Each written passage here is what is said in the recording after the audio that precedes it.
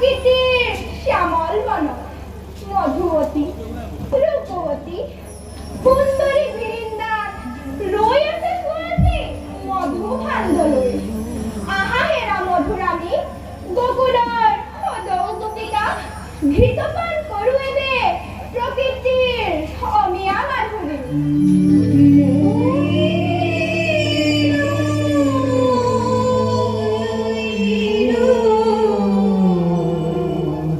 মই